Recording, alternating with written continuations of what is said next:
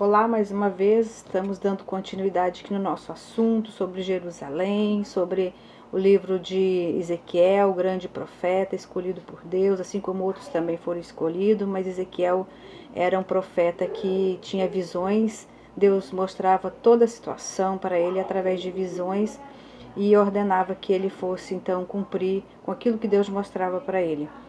E nós não vamos continuar falando sobre no contexto sacerdotal, e sim no contexto de Ezequiel, o profeta, porque existem outros livros que falam, todos os livros da Bíblia Sagrada, os 66 livros que são realmente inspirados por Deus, foram escritos por homens inspirados por Deus, tem uma conexão ligada um com o outro, independente da época, independente do povo, mas há uma conexão espiritual em todos os livros, e todos eles falam um pouquinho de Jerusalém, porque é a terra prometida, a terra que Deus escolheu para abençoar, uma terra de Jesus Cristo, onde ele foi crucificado, onde ele andou, e que são cultivado esse valor espiritual até os dias de hoje. Muitos conflitos são por causa desses valores espirituais. Hoje em dia os conflitos se estendem a outros assuntos, a outros interesses econômicos, mas a nossa Jerusalém, ela continua sendo disputada. Mas o que Deus quer transmitir através desta palavra de Ezequiel é que o objetivo de nós continuarmos preservando, continuarmos crendo na palavra do Senhor, é que agora Jerusalém, ela ficará aqui. E o que vai subir é uma nova Jerusalém celestial. E nós podemos esperar uma nova reconstituição, por exemplo, no Brasil, um novo Brasil. Nós não temos expectativa, porque Jesus veio e hoje ele espera que o povo se renda, ele aguarda que o povo se arrependa, para que nós possamos ter a nova Jerusalém celestial.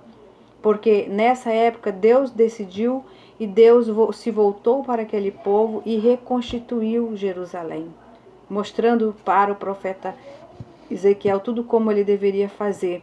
E assim ele o fez, e assim aconteceu, e assim houve a restituição daquele povo, e eles se voltaram para Deus. E a mensagem é que nós precisamos crer que o Deus de Ezequiel, o Deus de Israel, ele é o mesmo hoje, e ele será sempre o mesmo Deus, que vai continuar usando seus profetas, que vai continuar revelando as situações. Nós podemos ver que na época Deus revelou para Ezequiel um povo, os inimigos que viviam derrotaram por mais de 2 vezes a cidade de Jerusalém, destruíram e perseguiam e matavam. Assim Deus também tem revelado nos dias de hoje muitos homens sanguinários, tipo os babilônicos. Hoje nós não vamos muito longe, nós podemos ver ali na China muitas autoridades obrigando os cristãos a negar a Jesus Cristo, negar a sua fé, matando, crucificando. Não está sendo muito diferente. As coisas elas estão se encaminhando para esse perfil, porque Deus haverá de abater esse povo. Mas a esperança nossa, ela está em Cristo Jesus. A esperança de um novo Brasil, a esperança de uma nova Jerusalém não é aqui. Quando Cristo veio, ele fez uma nova aliança com o ser humano. E é pela graça que nós devemos crer, é pela graça que nós devemos esperar ouvir e ouvir das trombetas. As promessas do Senhor para aquele povo, de tirar eles daquela escravidão, seria talvez o início dos nossos dias daqui para frente, porque nós já vemos muito daquelas coisas que aconteciam naquelas terras antigamente, que continuam acontecendo hoje. Os conflitos em Jerusalém, Israel, continuam até hoje, por muitas situações e interesses. Mas a diferença é que a terra de Israel foi uma terra nomeada por Deus para abençoar.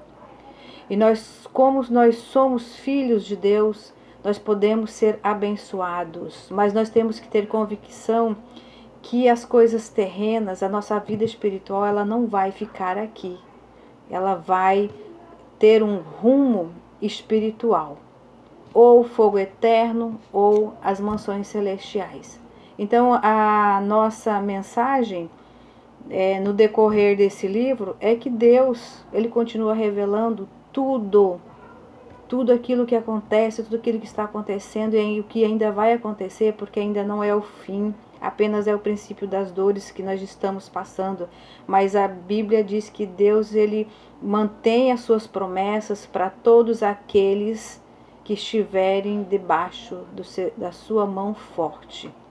Esse é o Deus de Israel, esse é o Deus de Ezequiel, esse é o Deus que usa seus profetas, esse é o Deus que ele revela, esse é o Deus que ordena, que comanda, que está no controle ainda de tudo, porque o seu projeto foi enviar Jesus Cristo para morrer na cruz por todos nós, e Jesus veio e ressuscitou, mas ele deixou aqui conosco o Consolador e o Espírito Santo, para que nós pudéssemos ter entendimento, para que nós pudéssemos ter inteligência de não escolher as coisas que nos levam à perdição, mas escolher coisas que nos levam para o céu.